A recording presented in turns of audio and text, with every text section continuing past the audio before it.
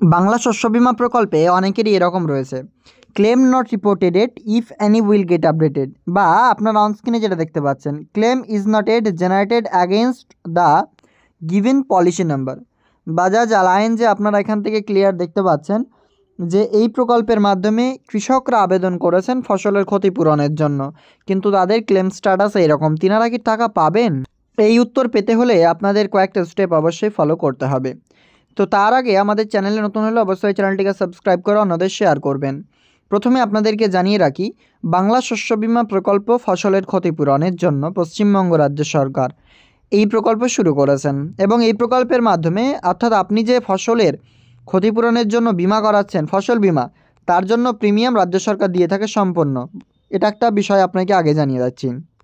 এবার বাংলা শস্য বিমা প্রকল্পের মাধ্যমে আপনাদের যে বিষয়টা নিয়ে আলোচনা করব সেটা হচ্ছে, এই প্রকল্পের মাধ্যমে এই আবেদন সংখ্যা অনেক, অর্থাৎ আপনি আবেদন করেছেন, আপনার পরিবারের অন্য সদস্য আবেদন করেছেন, টোটাল ধরুন এই মরশুমে 70 লক্ষেরও বেশি কৃষকরা আবেদন করেছেন, কিন্তু টাকা মাত্র 9 লক্ষ কৃষককে পাচ্ছেন। সেক্ষেত্রে আপনাকে এখান থেকে একটা অনুভব করে নিতে হবে, এই প্রকল্পের টাকা প্রত্যেককে দেওয়ার জন্য নয়। এবং আমরা আগে থেকেই বলে আসছি, এই প্রকল্পের মাধ্যমে টাকা সবাই যে পাবেন এমনটা নয়।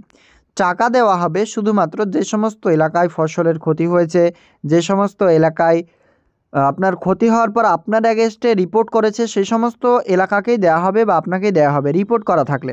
যদি আপনার রিপোর্ট না করে সেক্ষেত্রে কি করবেন? প্রথমত, এই প্রকল্পের মাধ্যমে রিপোর্ট না করলে টাকা পাবেন না, এই বিষয়টা আগে যেহেতু ক্লিয়ার করে দিয়েছি, সেক্ষেত্রে রিপোর্টের জন্য আপনাকে অপেক্ষা করতে হবে, এটা প্রথম বিষয়।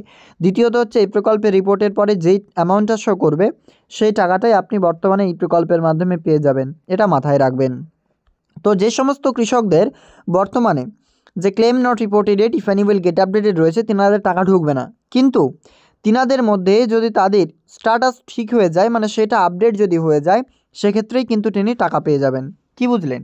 বর্তমানে যদি আমি আপনাকে স্ট্যাটাসটা দেখাই, এই স্ট্যাটাস যদি আপনার থাকে সেক্ষেত্রে আপনি আপাতত টাকা পাচ্ছেন না। যদি আবার এইটা আপডেট হয়ে চলে আসে ইউটিআর নাম্বার শুন টু বি আপডেটেড, বা এখানে আপনার টাকার অ্যামাউন্ট, সেক্ষেত্রে আপনি টাকা পাবেন। কিন্তু এইটা যতদিন রয়েছে ততদিন টাকা পাচ্ছেন না। কিংবা এরকম স্ট্যাটাস দেখছেন অনেকের, আবার দেখবেন claim not reported at if any will get updated, হোয়াইটের উপরে ব্ল্যাক দিয়ে লেখানো রয়েছে। তো এনারা টাকা পাবেন না, এটা 100% বলে দিচ্ছি। কিন্তু এই সমস্ত কৃষকদের যদি পরবর্তী সময়ে এই স্ট্যাটাসগুলি আপডেট হয় সেক্ষেত্রে পাবেন।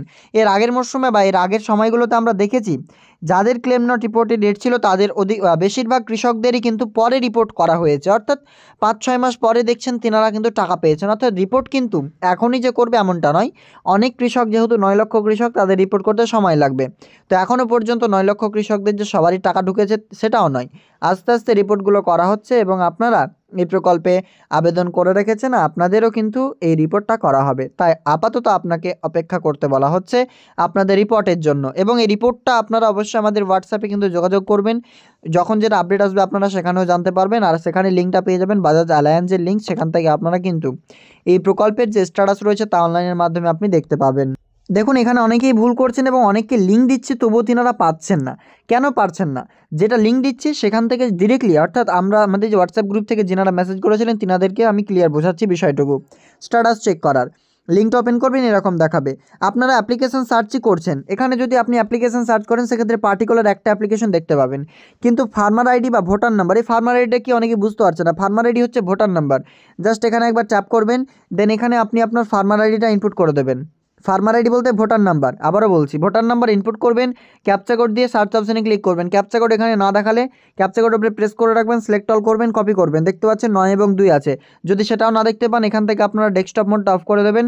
তারপরে দেখতে পাচ্ছেন 4 এবং 3 আছে, ক্লিয়ার, এখান থেকে আপনারা দেখতে পাচ্ছেন। তাই এই ফার্মার আইডিতে ক্লিক করবেন। এখান থেকে লিঙ্কে ক্লিক করলে অ্যাপ্লিকেশন সার্চ ডিফল্ট করা রয়েছে, এখান থেকে ফার্মার আইডিতে ক্লিক করবেন, ফার্মার আইডি দেবেন, ক্যাপচা কোড দিয়ে সার্চ অপশনে ক্লিক করলে স্ট্যাটাস আসবে, এটাই ভ্যালিড স্ট্যাটাস, এবং এখান থেকে আপনারা ক্লিয়ার দেখতে পাবেন। কিন্তু যখন অ্যাপ্লিকেশন সার্চ করবেন তখন পার্টিকুলার একটা অ্যাপ্লিকেশন বা একটাই আপনারা পলিসি দেখতে পাবেন। তাই ফার্মার আইডি দিয়ে অবশ্যই চেক করার চেষ্টা করবেন। আর যাবতীয় সমস্যা হলে আমাদের হোয়াটসঅ্যাপ গ্রুপ রয়েছে, স্ট্যাটাস থেকে শুরু করে আরও বিভিন্ন বিষয়, তাই আমাদের হোয়াটসঅ্যাপ গ্রুপে জয়েন করেন ভিডিও ডেসক্রিপশন বক্সে ক্লিক করে। তো আমাদের আজকের আপডেট এই পর্যন্ত, দেখা হবে নেক্সট আপডেটে। ধন্যবাদ।